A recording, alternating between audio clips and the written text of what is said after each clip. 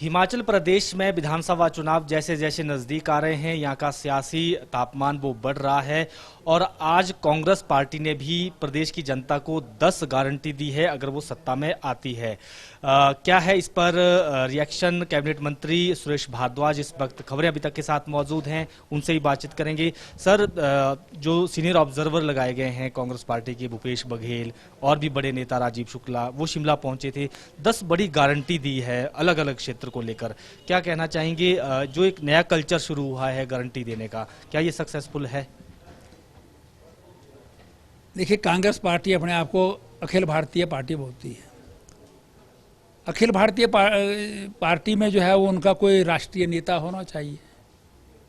आज की तारीख में राष्ट्रीय स्तर पर जो है उनका अध्यक्ष ही नहीं है।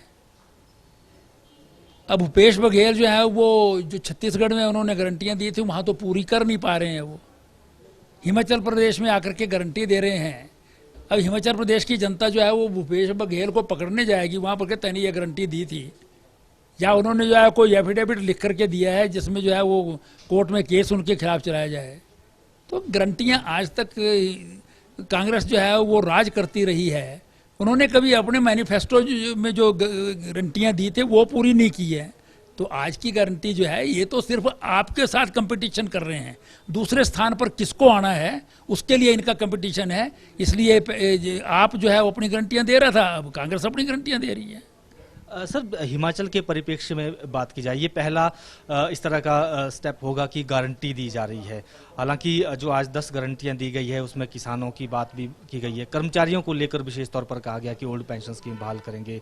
भूपेश बघेल कह रहे हैं कि हमने 17,000 करोड़ रुपए केंद्र से मांगे हैं जो वहाँ की सरकार का केंद्र में है, छत्तीसगढ़ का केंद्र में है। तो क्या इन चीज़ों से ओल्ड पेंशन स्कीम बहाल हो सकती है? आपको लगता है ये पॉसिबल हैं चीज़ें? देखिए, हिमाचल प्रदेश में और सारे देश भर में ही यूपीए गवर्नमेंट रही है जिसकी जो है चेयरपर्सन श्रीमती सोनिया गांधी थी। डॉक्टर मनमोहन सिंह उसके प्रधानमंत्री थे। उनके कार्यकाल में जो है ये ओपीएस प्रारंभ हुआ। हिमाचल प्रदेश में तो ये स्वर्गीय वीरभद्र सिंह जी की सरकार ने सारे देश में सबसे पहले प्रारंभ कर दिया, क्योंकि उनको गारंटी दी गई थी केंद्र से यूपीए के द्वारा कि हम तुम्हारे को 100 करोड़ के या 200 करोड़ रुपए जो है देंगे। तो इन्होंने ये उस वक्त जो है वो एक्सेप्ट किया। उसके बाद लगातार 10 साल तक यूपीए की सरकार केंद्र में रही। उन्होंने ओपीएस के ऊपर जो है उस वक्त विचार क्यों नहीं किया? राजस्थान में या छत्तीसगढ़ में उन्होंने घोषणा की है, इम्प्लीमेंट करें ना। वो हम जो घोषणा करते हैं हिमाचल प्रदेश में उसको इम्प्लीमेंट कर रहे हैं। हमने घोषणा की 125 यूनिट बिजली फ्री देंगे, तो हम फ्री दे रहे हैं। लोगों का बजट जो है वो बिल 0 बिल आ रहा है। हमने घोषणा की कि महिलाओं को मुफ्त में जो आदि कंसेशन पर जो है वो बसों में ट्रैवल करेंगे, तो वो इम्प्लीमेंट कर रहे हैं। हम हिम केयर को इम्प्लीमेंट कर रहे हैं। हम गृहिणी सुविधा योजना इम्प्लीमेंट करके जो है नंबर 1 पर आए हैं। हम जो बोलते हैं उसको इम्प्लीमेंट करते हैं। आज भी हम चीज़ें जो हैं जो हम कर सकते हैं उनको जो है वो हम बाकायदा जो है वो डंके की चोट पर बोलते भी हैं और इम्प्लीमेंट भी करते हैं। इनको मालूम है कि इन्होंने नहीं आना है, इसलिए ये आपस में कंपटीशन कर रहे हैं। देखिए, ये मैंने पहले भी कहा है आपको कि ये दूसरे स्थान के लिए कंपटीशन है, ये आपका और कांग्रेस का। कांग्रेस को लग रहा था कि भी हम ये आपने हमसे ऊपर पहल कर दी, गारंटी दे दी, हम क्या करें। तो इन्होंने जो है उन्होंने एक गारंटी देनी शुरू की, उन्होंने 10 इकट्ठी दे दी, क्योंकि उन्होंने पूरी कभी नहीं करनी है, आज तक नहीं की। मैनिफेस्टो को देखते ही नहीं थे कांग्रेस के लोग कभी भी।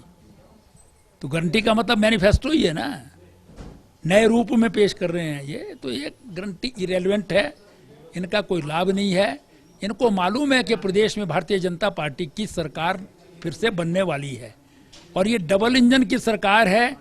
इसमें जो है वो काम तो वहीं से होगा, जैसे आज जो है बल्क ड्रग पार्क बना मिला है हिमाचल प्रदेश को, तो एक जो है वो रोजगार के इतने अवसर जो है उसमें खुले हैं।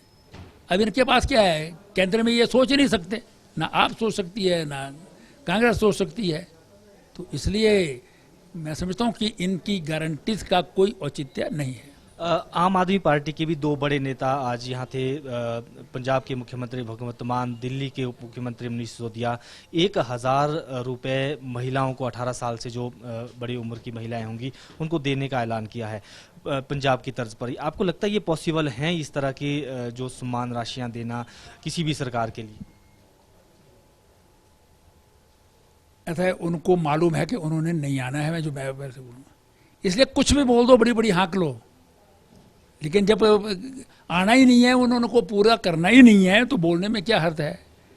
असल में बोलना तो वो चाहिए जो पूरी की जा सकती है चीज़ें। और इस प्रकार की जो है वो हम 1000 रुपये दे देंगे महिलाओं को, मतलब वो IAS जो महिला है उसको भी 1000 रुपये देंगे, भगवंत मान जी की पत्नी को भी 1000 रुपये मिलेगा। मतलब कुछ ना कुछ जो है रेलेवेंस होनी चाहिए ना। सरकार की स्कीम्स जो हैं वो किसको मिलनी चाहिए, उस पर जो है विचार किया जाना चाहिए। ये अंधाधुंध जो है वो बिना विचार किए जो है वो घोषणाएं कर रहे हैं। तो इसलिए जो है वो उनको तो मालूम है, क्योंकि उनके पास जो है वो हिमाचल प्रदेश में कुछ खोने के लिए नहीं है। बोल देंगे तो कुछ भी जो है वो पूरा करना नहीं है, इसलिए जो मर्जी चाहे बोल सकते हैं। कांग्रेस प्रदेशाध्यक्ष कह रही हैं कि हम वीरभद्र सिंह नाम को लेकर जनता के बीच में इस चुनाव में जाएंगे, उनका जो विकास मॉडल है। आप मानते हैं कि वीरभद्र सिंह का नाम आज भी जिस तरह से कांग्रेस यूज कर रही है वो रहेगा इनके लिए फायदेमंद? क्या हिमाचल में वीरभद्र सिंह नाम आज जिंदा है, इसी वजह से कांग्रेस आगे बढ़ रही है?